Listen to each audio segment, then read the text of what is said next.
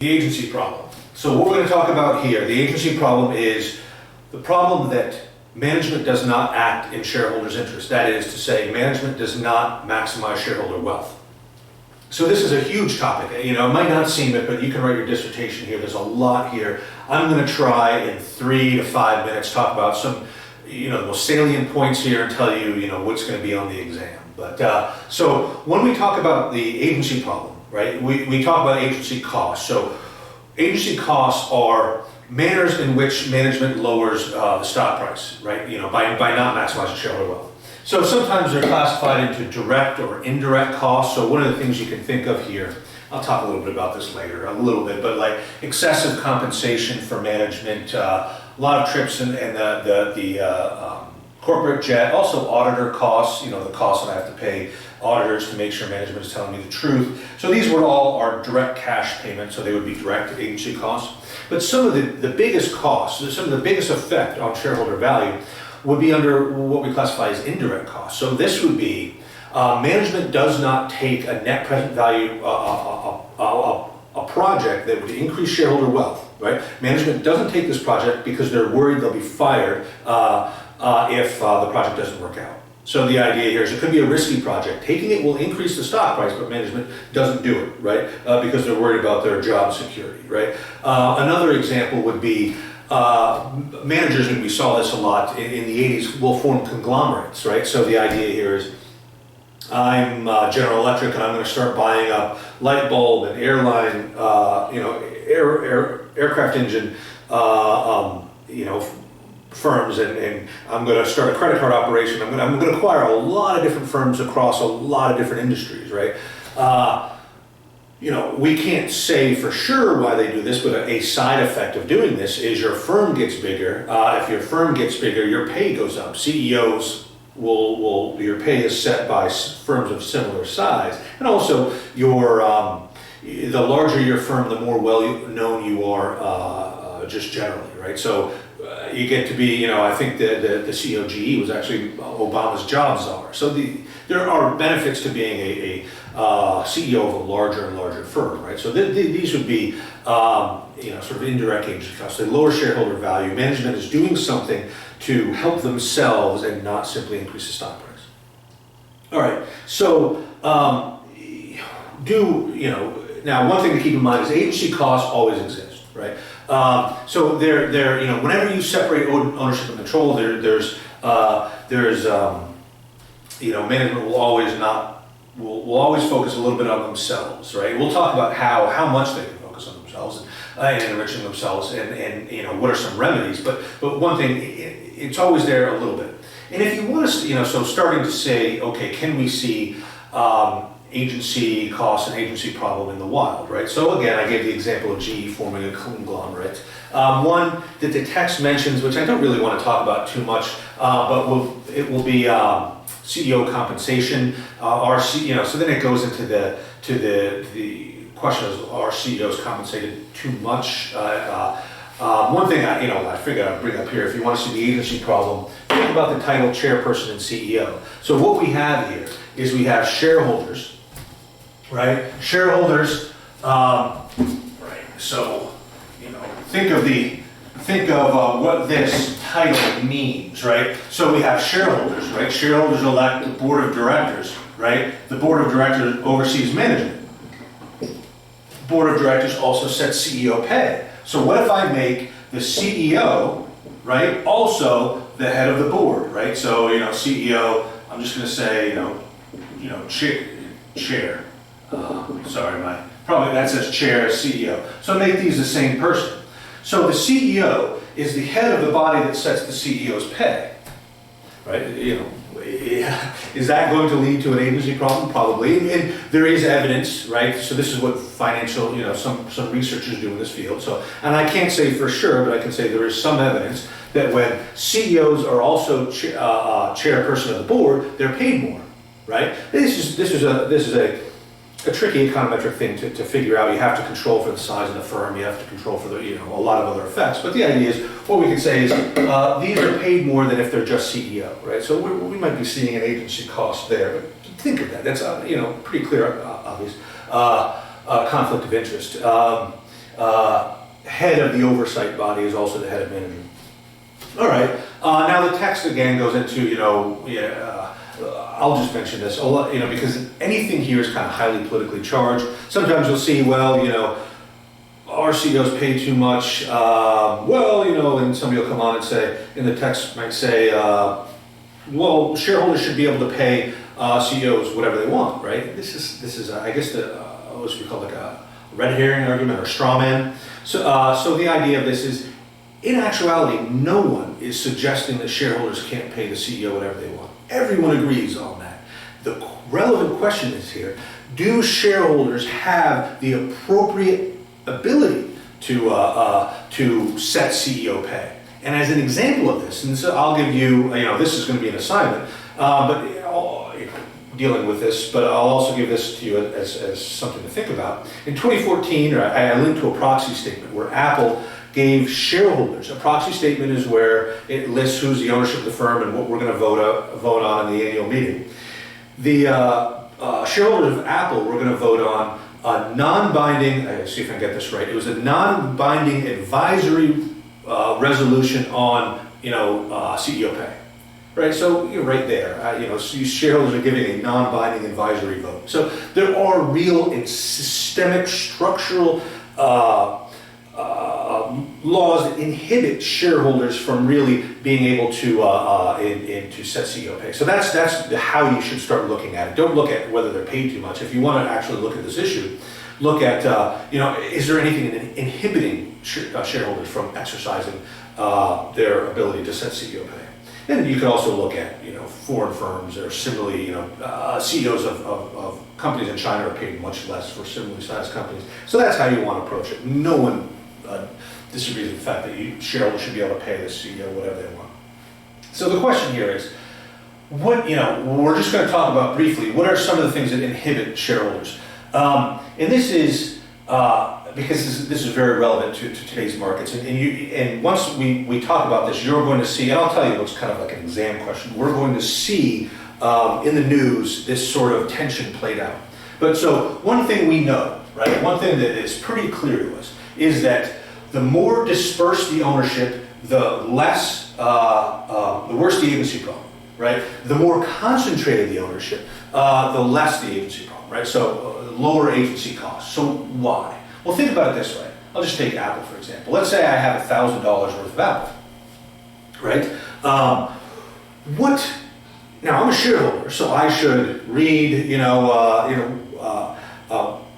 I'm overseeing management. But if I own $1,000 in Apple, what incentive do I have to oversee, right? What if I work really hard, right? Am I going to be able to vote my shares and have increase the firm by 1%, right? Which would be what, $10, right? So no, I mean, I have. If I own $1,000 of Apple, I have zero incentive whatsoever to monitor management, right? So what you can see is, if I'm a CEO, right, I can think, well, if I want to do whatever I want, right, all I have to do is make sure that everyone's a small shareholder. Everyone owns. In reality, even if you own $100,000 of Apple, you're still not going to, if you will never really be able to exercise your oversight in such a way that it increases the stock's value by 1%. And again, that's only $1,000, right? So do you really have an incentive to do that? So really, what management realizes is, if they can get a lot of small shareholders, people who own $100,000 of the stock, right?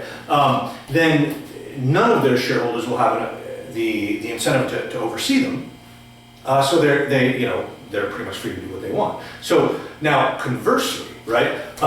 We know ownership. We call this a block holder. If somebody buys up 20%, 30%, 40% of the firm's shares, if you own 20% of Apple, you do have an incentive to oversee management. And what we can see is things like when Warren Buffett takes a large stake in a company, they tend to be managed better. Right? So when block holders buy a large stake of a company, when a company has large block holders, right, we do see it is managed better, right? We do see a reduction. We estimate there is a reduction in the agency problem, a reduction in agency costs. So so now one thing to think about: are there any sort of laws, or is there anything that inhibits block holders?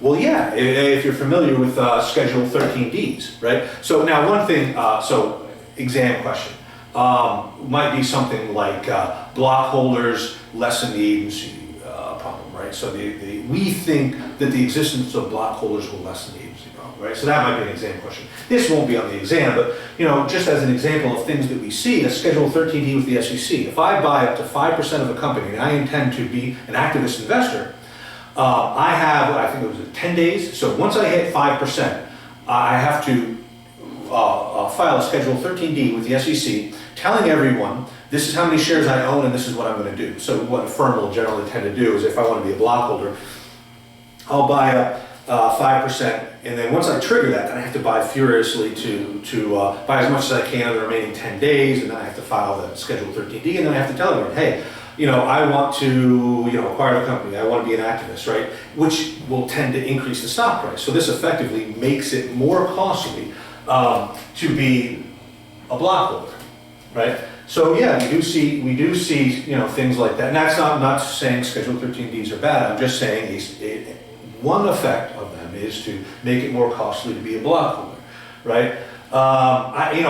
This is just something to think about, right? I'm not against corporate 401ks, but let's say but let's think of it this way. You're a manager. Who can you get to own the firm that will never complain about you? Well, who's one, a small shareholder, and two, will never complain about how you are managing the firm, and that's employees, right? So, not to say employee 401ks are bad, not saying that, it is bad to own a lot of stock in the company for which you work, because now your investment income is perfectly correlated with your, is correlated with your, investment with your earnings, your from human capital, right? So the idea here is what you want is your earnings, right, to be uncorrelated with your investments, right? Because if the firm goes under, your investments go and you're fired, right? So one, it's not a great idea to own a lot of stock in the firm for which you work. That said, I'm not saying corporate 401ks are bad, but they do have an effect on the agency problem, because again, if the corporation, if a lot of the shareholders are employees, then they're not gonna oversee management, right? So I kind of put this in here to get you thinking about, now you can start looking at a lot of stuff in the news about a corporation and think of how does this affect the agency problem, because management is definitely thinking about that. Okay, so we talk a little bit about what systemic factors that affect the agency problem. What will solve the agency problem, right? So sometimes people will say, well, what if management owns stock? Does that solve the agency problem? Because the idea here is monetary incentives will. So if I give management a monetary incentive to make the stock price go up, meaning they own stock, then that will change their behavior. That will align their goals with maximizing shareholder wealth. Does this work? Well, that argument doesn't really hold a lot of water when you think about it. So think about it. It might work a little bit, but here's the thing. Most CEOs don't own 1% of the company. 1% of of companies can be billions when you're talking about Apple and Microsoft. So, but let's say I own 1%. Well, that means let's say I'm going to take a corporate jet, just a simple example, and my corporate jet flight is going to cost $10,000, right? So it's unnecessary. So I really shouldn't take it. But if I take that corporate jet flight, right, I'm getting that jet flight for effectively, it's costing the company $10,000, but because I own 1% of the company, it's only costing me $100. Right? So, in other words, the idea is every dollar I extract from the company, I get 99 cents and I have to pay 1 cent. So that's quite a big profit margin. So just saying the CEO owns some stock does not help. It does not, well, it may help, it does not solve the problem, because again, they would have to own 40, if the CEO owned 50%, then they're sitting there going, okay, well, I have to pay half of that unnecessary jet flight, maybe I won't, right? So, but just 1%, 2% isn't going to cut it, and that's quite a lot. So the way to think about this is, there's always a little bit of an agency cost. However, what if the agency cost gets too big, right? Can the agency cost just get arbitrarily large? And the idea is no, right? So the key here is, if the agency problem gets too big, that is equivalent to the stock price going down, right? So think about it this way: if the stock price goes down, right, that's the firm's assets haven't changed, let's say, but now it becomes cheaper and cheaper to buy those assets. So as the agency cost gets larger and larger, it gets cheaper and cheaper to buy those assets. And if the agency problem gets too big, right, then somebody will just come along and buy the company, right? So, you know, the way that we can solve the agency problem is one, takeovers or block holders, right? It could become cheaper to buy 40% of the company or just buy the entire company, right? So what you will see is, you know, if the agency problem gets too large, the company, we call this the market for corporate control. Somebody will just buy the company, fire the management, right? The original Wall Street movie. But now you can see in the original Wall Street, there's a tension here. Gordon Gekko is saying, hey, there's a huge agency problem here, so I'm just getting rid of I'm solving the agency problem. Where as management saying, well, I know you're going to fire people, right? So that's what's going on at takeovers, and that's why I've actually. This is where the argument that corporate raiders are not bad, right? Corporate raiders are very necessary, right? Because again, they, people like Carl Icahn will come in and buy up large stakes of the company and lessen the agency problem. This is necessary in our markets, because if you don't have that, then the agency problem can get larger and larger and larger. So this is the argument for corporate raiders. This is the argument for Gordon Gekko. I always think in my head, I did interview at one place I didn't want to work, and the provost was a historian, and they're saying, we don't want our people to be corporate raiders, and I explained why corporate raiders, the argument for them, right? Nothing's perfect, but there's a pro and a con here, and you're just looking at the con and not the pro. I didn't appreciate that, but it's true, right? I don't want to jump there. But the idea here is, this is the role that takeovers, acquisitions, play in our markets. There's also here, you'll see the term proxy fight. One thing is, let's say I don't have enough money to buy a large stake in the company. What I can say is, well, let me just vote your shares.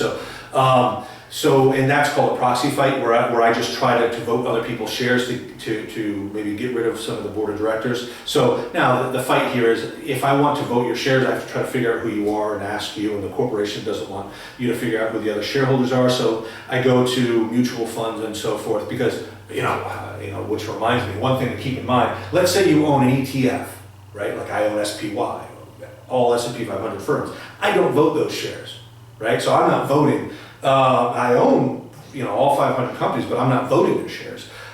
Which again, so now institutional shareholder services. So the people running the fund vote the shares. So if I want to do a proxy fight, I go to the fund and say, how many shares of this do you? Let me vote your shares and so forth. So that is termed a proxy fight.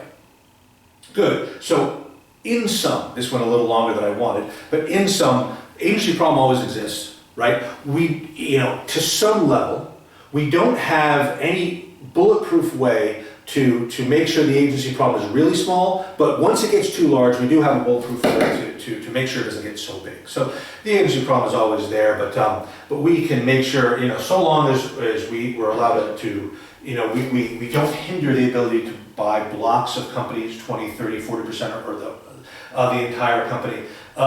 So long as we don't hinder that process, the agency problem shouldn't get too large. Excellent. All right, that's it.